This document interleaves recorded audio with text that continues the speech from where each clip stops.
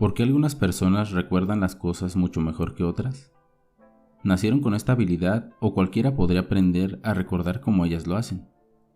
¿Y por qué la evocación en algunas ocasiones es tan simple y otras veces tan difícil?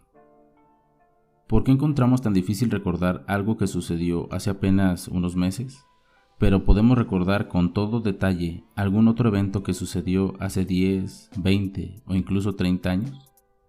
¿Cómo trabaja la memoria y qué la hace fallar? Intentaremos responder a estas preguntas en esta serie de videos sobre la memoria, así que comencemos.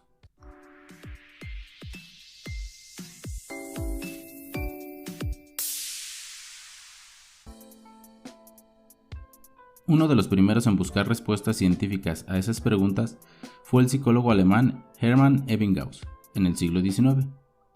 Usándose a sí mismo como sujeto, Ebbinghaus formó listas de sílabas sin sentido, combinaciones sin significado de letras, por ejemplo. Memorizó listas de 13 sílabas sin sentido. Luego, después de diferentes periodos, reaprendió cada lista de sílabas. Encontró que cuanto más tiempo esperaba después del aprendizaje inicial de una lista, más tiempo le llevaba a aprenderlo de nuevo. La mayor parte de la información se perdía en las primeras horas. En la actualidad, muchos psicólogos encuentran útil pensar en la memoria como una serie de pasos en los cuales procesamos la información, de manera muy similar a la forma en que una computadora almacena y recupera los datos. En conjunto, esos pasos forman lo que se conoce como modelo de procesamiento de la información de la memoria. Nuestros sentidos son bombardeados por mucha más información de la que podemos procesar, por lo que la primera etapa del procesamiento de la información implica la selección de parte de este material para pensar en él y recordarlo. Así que primero revisaremos los registros sensoriales y la atención, procesos que nos permiten seleccionar la información que ingresa para su posterior almacenamiento. Mira lentamente alrededor del lugar donde te encuentras. Cada mirada en apenas una fracción de segundos recoge una enorme cantidad de información visual, incluyendo colores, formas, texturas, brillantez relativa y sombras. Al mismo tiempo, recoge sonidos, olores y otro tipo de datos sensoriales. Toda esa información fluye de tus sentidos a lo que conocemos como registros sensoriales. Aunque todos nuestros sentidos poseen registros, se han estudiado de manera más extensiva los registros visuales y auditivos. Así que nos concentraremos en ellos. Aunque la capacidad de los registros sensoriales es prácticamente ilimitada, la información desaparece de ellos con mucha rapidez. Para entender cuánta información visual recogemos y con qué rapidez se pierde, lleva una cámara digital a una habitación oscura y toma una fotografía usando el flash.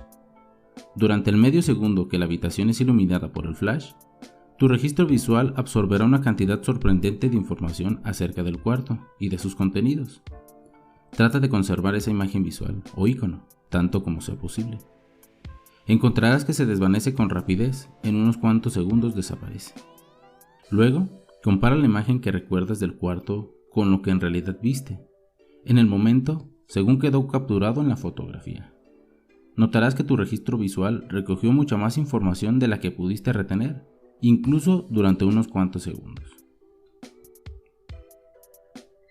En la vida cotidiana, la nueva información visual sigue llegando al registro, y esta nueva información reemplaza casi de inmediato a la información antigua, un proceso que suele llamarse enmascaramiento. Y más vale, porque de otro modo la información visual simplemente se acumularía en el registro sensorial y se mezclaría por completo. En condiciones normales de visión, la información visual se borra del registro sensorial aproximadamente en la cuarta parte de un segundo y es reemplazada por nueva información. La información auditiva se desvanece con mayor lentitud que la información visual, lo que es ciertamente una fortuna para nosotros. De otro modo, no podríamos recordar el énfasis en la primera palabra para el momento en que registramos la última palabra de una oración. Si la información desaparece tan rápidamente de los registros sensoriales, ¿cómo podemos recordar cualquier cosa durante más de unos segundos? Una forma consiste en seleccionar por medio de la atención parte de la información que se ingresa para su procesamiento posterior. La atención es el proceso de mirar, escuchar, olfatear y gustar selectivamente. Pero, ¿cómo seleccionamos a qué vamos a prestar atención en un momento dado y cómo le damos significado a esa información? Donald Broadbent sugirió un proceso de filtro a la entrada del sistema nervioso, lo que solo permite la entrada a aquellos estímulos que cumplen ciertos requisitos.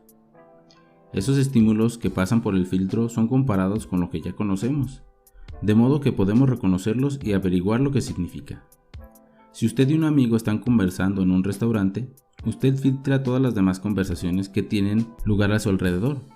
Podrá describir ciertas características de esas otras conversaciones, como si los hablantes eran hombres o mujeres, o si hablaban en voz alta. Normalmente no podrá contar lo que estaban discutiendo en las mesas vecinas. Como usted filtró esas otras conversaciones, el procesamiento de esa información no llegó suficientemente lejos para que entendiera el significado de lo que oyó. Suponga ahora que durante su conversación en el restaurante, alguien en una mesa vecina menciona su nombre. Lo más probable es que su atención cambie a esa conversación. El filtro que había eliminado las conversaciones vecinas de repente dejó de entrar su nombre.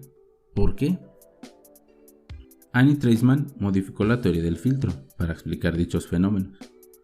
Ella afirmaba que el filtro no era un simple interruptor de encendido y apagado, sino un control variable, como el control del volumen de una radio que puede bajar las señales no deseadas, sin rechazarlas del todo. De acuerdo con esta visión, podemos prestar atención solo a parte de la información de entrada, pero monitoreamos las otras señales a bajo volumen. De esta forma podemos cambiar nuestra atención si recogemos algo particularmente significativo. Este procesamiento automático funciona incluso cuando estamos dormidos. Los padres a menudo se despiertan de inmediato cuando escuchan el llanto de un bebé, pero siguen durmiendo con otros ruidos más fuertes.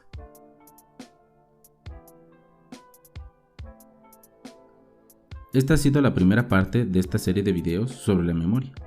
En los siguientes repasaremos la memoria de corto y largo plazo. Te recomiendo estar atento al canal para que no te los pierdas. Si este video te ha sido de utilidad, te agradecería me apoyes suscribiéndote al canal, dándole me gusta y compartiéndolo, para que así más personas conozcan de este interesante campo de estudio. Gracias por apoyar a este tu canal, Aprende Psicología.